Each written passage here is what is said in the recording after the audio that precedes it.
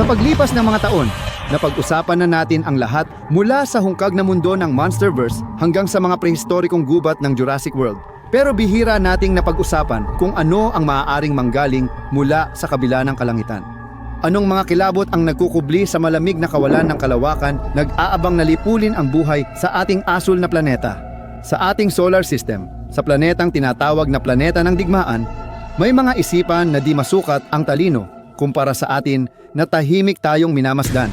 Pinaplano ang ating pagkapuksa at hinahangad ang mga yamang madali nating tinatamasa. Tinutukoy ko ang lahing Martian mula sa War of the Worlds na noong 1878 ay bumaba para lipulin ang lahat ng buhay sa planeta. Malaki ang epekto nila sa sangkatauhan bilang isa sa pinakanakatatakot na nilalang sa science fiction. Ngayon, tatalakayin ko kung ano ang mga halimaw na ito at ang makinang pandigma nilang gamit sa pagsakop ng daigdig. Pumasok na kayo sa bunker, narito ang mga nakakatakot na Martian mula sa librong Nagbago ng Lahat. Huwag kalimutang mag-subscribe at i-click ang notification bell, lalo na sa 70% na hindi pa nakasubscribe. Bilisan ninyo, paparating na ang mga Martian. Ang digmaan ng mga mundo ay may makulay na kasaysayan at maraming adaptasyon. Maaaring nagsimula ka sa pelikula ni Tom Cruise noong 2005 o kahit sa 1978 na musikal ni Jeff Wayne. Dahil unang lore video ito, magsisimula tayo sa pinagmulan noong 1877. Sa isang maliit na bahay sa Surrey, England, inilathala ni Herbert George Wells ang seryal na nobelang The War of the Worlds sa Parsons Magazine. Isinulat ito bilang science fiction, tungkol sa isang hindi pinangalanang bida na nagkwento ng pagsalakay ng mga Martian sa daigdig. Nagsimula ang kwento sa astronomer na nakakita ng kakaibang liwanag sa Mars at paglapag ng mga silindro sa England na may dalang nakakatakot na Martian. Lumitaw ang mga nilalang na may mas advanced na teknolohiya at sinimulang lipulin ang mga tao. Kaya napilitang tumakas ang tagapagsalaysay habang sinusubukan niyang muling makasama ang asawa at nasaksihan ang pagbagsak ng sibilisasyon. Ang nobela ay nagbibigay ng detalyadong paglalarawan kung ano ang itsura ng mga nilalang na ito, ang kanilang mga makinang pandigma, ang kanilang mga taktika, at nagbubuo ng mga haka-haka tungkol sa kanilang mga layunin at teknolohiya. Bumagsak sila sa daigdig, sakay ng malalaking metal na silindro na pinaputok mula sa mga kanyon sa ibabaw ng Mars tulad ng higanting baril. Lumipad sila sa kalawakan, dala ang berdeng ulap na hudyat ng paglapit nila. Mano-manong binagalan nila ang pagbaba at malakas na bumagsak na nag-iwan ng malalaking hukay. Ayon sa mga saksi, kalahati ng silindro ay nakabaon sa buhangin at ang natitirang kalahati ay 30 yarda ang haba. Pero maaaring higit pa sa doble ang buong diametro nito. Natakpan ng makapal, kaliskis at maputik na kulay na parang balat ng alimango mula sa pagpasok sa atmosfera. Ang takip ay parang takip ng bote na iniikot upang mabuksan. At nang bumaba ito, lumitaw ang mga nakakatakot na nilalang na naroroon sa loob. Ang mga Martian ay inilalarawan bilang malalaking nilalang na kasing laki ng oso, puro utak at may napakalaking ulo na halos 4 na talampakan ang lapad. Mayroon itong malalaking itim na matang hindi kumukurap at bibig na hugis-bin na nanginginig at tumutulo ang laway. Hinihila nila ang sarili gamit ang galamay na parang latigo sa paggawa at pagmanipula ng bagay. Bagamat mabagal ang kanilang mga galaw dahil hindi sila sanay sa mas mabigat na gravity ng daigdig, katulad ng kung paano gumagalaw ang mga pugita sa lupa. Nag-uusap sila sa isa't isa gamit ang telepatiya at limitadong naririnig na mga tunog. Ang mga nakakatakot na halimaw na ito ay mas malayo at mas malaking bangungot kaysa sa mga palakang nakita natin sa pelikulang 2005. Pero ang makita ang mga halimaw na ito, ang pinakamaliit na alala ng taga-Victoria. Mula sa silindro ay lumabas ang isang umbok na hugis na inihalin tulad sa isang kamera na siyang naglabas ng heat ray na magdudulot ng matinding kapahamakan sa sangkatauhan. Pinakamapaminsalang sandata ng mga Martian. Ito ay gawa sa silindro mula sa silid na hindi dumadaloy ang kuryente at dumadaan sa makintab na parabola na salamin. Inilalarawan ito bilang di nakikitang sinag ng init na kayang sunugin agad ang anumang bagay, tunawin ang metal, gawing singaw ang tubig at pasiklabin ang paligid.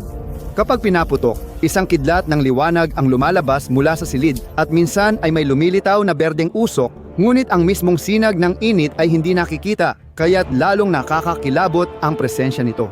Parang multo ng apoy, winasak nito ang lahat ng makita. Ginawang abo ang kalapit na bayan sa loob lamang ng ilang segundo.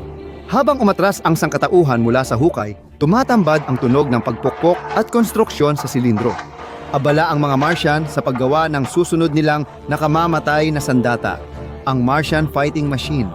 Matatayog na tripod na may nakakakilabot na kapangyarihan at kumikislap na metal. Tinatayang 100 talampakan ang taas. Tinatahak nila ang lupa gamit ang 3 malalaking binti na walang kasukasuan. Gumagalaw ng nakakakilabot na elegante para sa ganoong kalaking makina. Sa itaas ay may kumikislap na metal na hood o katawan na kinalalagyan ng piloto ng Marsyano.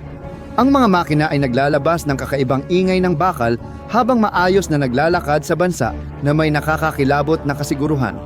Tinatawid ang burol at ilog, dinudurog ang punong pino. Sa ilalim ng mga hood ay nakasabit ang mahahabang metal na galamay na gamit sa pagsunggab o paggalaw ng bagay kasama ang heat ray na kayang sunugin ang mga sundalo, gusali at bayan sa ilang sandali. May dala rin silang bagong sandata, isang bagay na mas nakakatakot pa. Ang itim na usok ay makapal, madilim na kemikal na gas na bumabalot sa lupa at mga bayan o tropa pumapatay agad ng kahit anong madapuan. Ginagamit-gamit ang mga lata, hindi na ito kailangang itutok sa kahit ano para maging nakamamatay. Kumakalat ito at naaabot lahat ng taguan ng tao. Walang mabubuhay sa likod ng itim na usok. At sa likod ng makina, may isang basket na parang lambat na ginagamit para mangolekta ng mga walang kalaban-labang tao para sa mga dahilan na siguradong magpapakilabot sa iyo na babanggitin ko mamaya. Ang makinis nilang disenyo at kakaibang galaw ay simbolo ng dalisay na teknolohikal na kapangyarihan. Malamig, epesyente at lampas sa unawa ng tao.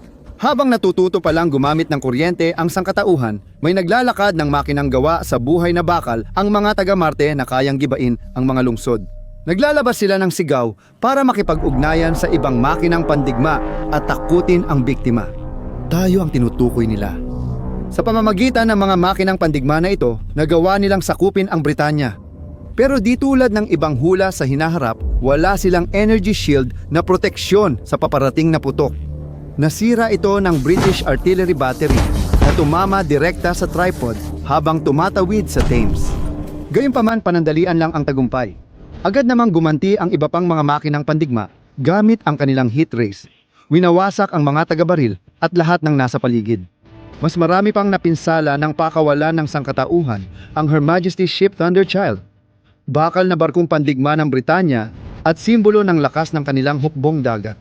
Ginawa para sa malapitan at mabangis na labanan, lumaban ito sa mga makinang pandigma at tumulong protektahan ang mga sibilyang tumatakas mula England patungong France. Habang nagpapaputok at umaatungal ang mga makina, winasak ng mga kanyon ang isang tripod, saka sumalpok ang barko sa isa pa at tuluyang winasak ito na nagbigay pag-asa sa mga nakamasid. Pero gumanti ang natitirang tripod at pinaputukan ng heat rays ang barko. Natunaw ang bakal nitong puso. Pero nadamay ng Thunderchild ang ikatlong tripod at sabay silang nawasak sa pagsabog. Habang lumulubog ito sa English Channel, kasabay ring nawala ang huling pag-asa ng sangkatauhan.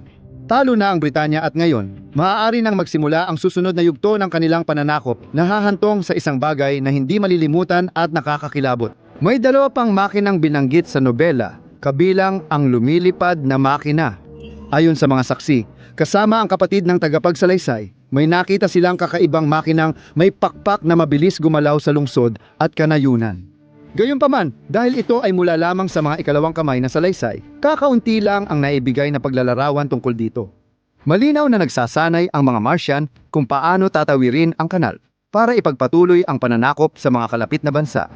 Tandaan, ito ay mga taon bago pa man makamit ng magkapatid na Wright ang paglipad, kaya ang makakita ng isang dambuhalang lumilipad na metal na bagay ay talagang kakaiba para sa kanila. Pero marahil ang pinaka-nakakatakot sa lahat ng makina, ang handling machine. Ang Martian handling machine ay mas maliit at mas praktikal na katapat ng napakataas na fighting machines. Isang uri ng mekanikal na tagasilbi na ginawa para sa paggawa at hindi para sa digmaan. Inilarawan ni Wells ang isang pandak na makinang parang gagamba na yari sa makinang metal. May 5 kasukasuan sa mga paa at mahahabang baluktot na galamay na kayang humawak, magbuhat at magmaniobra ng mga bagay ng tiyak. Ginagamit ito ng mga Martian sa pagtatayo, pag-aayos, at paglilipat ng materyales, pati sa paggawa ng tripod at pagpapatakbo ng mga makinang pangpananakop. Di tulad ng makinang pandigma, wala itong sandata. Ang lakas nito ay nasa liksi at tibay. Kayang buhatin ang mabibigat na karga o gibain ang mga estrukturang gawa ng tao ng madali. Sa malamig na kahusayan, sumasalamin ang makinang tagapamahala sa husay ng mga Martian sa mekanikal na buhay na nagsisilbi sa mga among di na kailangan ng mga kamay. Sa bandang huli ng nobela, muling ginamit ang mga ito para anihin ang mga tao bilang bahagi ng plano ng mga mananakop na gawing mas komportable ang planeta gamit ang redweed na nagbigay ng pulang anyo sa Mars. Sa mga lugar na may redweed, hinihila ng galamay ang tao at hayop papunta sa silindro ng Martian, inaani ang dugo at organikong material para pakainin ang mga dayuhang mananakop. Hinubaran at pinroseso ang mga katawan. Ang mahahalagang likido ay sumusuporta sa pisyolohiya ng mga Martian at nagpapalusog sa redweed. Ang mga puno, pananim at bangkay ay itinuring ng pantay, walang emosyon, winasak at dinala sa hukay o makina na parang ang planeta ay isa na lang sakahan. Sa malamig nilang kahusayan, inilantad ng handling machine ang lagim ng pananakop, isang sibilisasyon na parang hayop, sistematikong sinasamantala ang daigdig para paramihin ang dayuhang halaman at suportahan ang kanilang kaligtasan.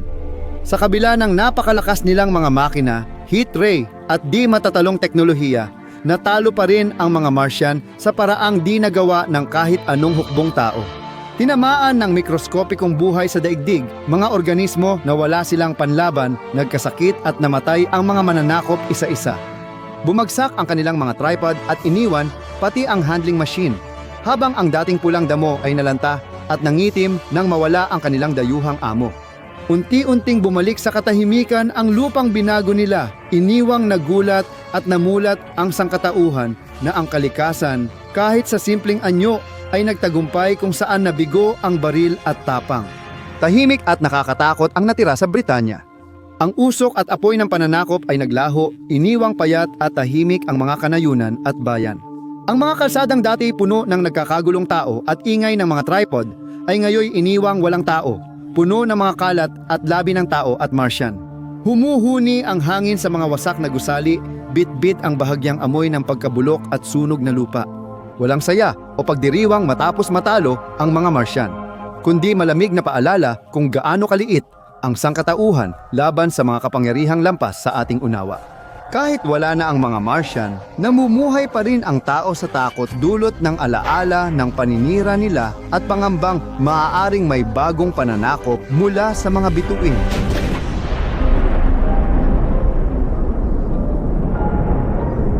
May kanya-kanyang gamit ang bawat makina, mula sa tripod na pandigma hanggang sa makinang gagamba para sa konstruksyon. Mas advanced ang kanilang teknolohiya, pero hindi ibig sabihin na hindi sila matatalo. Ang nobela ay isang digmaan ng pag-ubos ng lakas. Ang mga Martian ay mabilis mag-adapt, tumpak bumaril at mabilis kumilos, habang ang artilerya ng Britanya ay kailangang manatili sa pwesto at tukuyin ang tamang distansya. Ito ang nagpasimula ng paligsahan sa armas na napanalunan ng mga Martian. Nang masira ang artilerya, nagtago ang Briton sa gubat, kaya pinakawalan ng Martian ang itim na usok. Umatras ang mga Briton sa dagat, kung saan hinihintay sila ng bakal na pandigma nilang Thunderchild. Habang lumulusong ang mga Martian, eksaktong tinamaan ng barko ang target, bihirang treta-1 na tagumpay para sa Royal Navy. Nagbago uli ang mga Martian at gumawa ng mga makinang lumilipad na di kayang tapatan ng mga Briton. Ngunit pagdating ng kalagitnaan ng ika-20 siglo, nawala na ng saysay ang lahat. Mayroon na tayong mga supersonic jet na kayang wasakin ang isang tripod at lahat ng nasa loob ng 5 milyang radius sa isang pindot lang ng buton.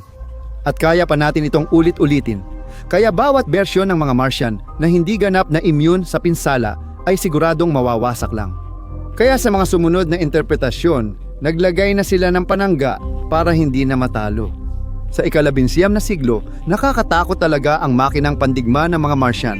At hanggang ngayon ay nakakakilabot pa rin ang impresyon nito sa mambabasa. Kung gusto ninyong pag-usapan pa ang ibang adaptasyon ng War of the Worlds at mga makinang pandigma, mag-subscribe at i-like ang video para malaman namin ang gusto ninyong makita. Alin ang paborito mong pelikula ng War of the Worlds? ipaalam sa amin sa mga komento sa ibaba. Ako si Alistair at magkikita-kita tayong mga residente sa susunod.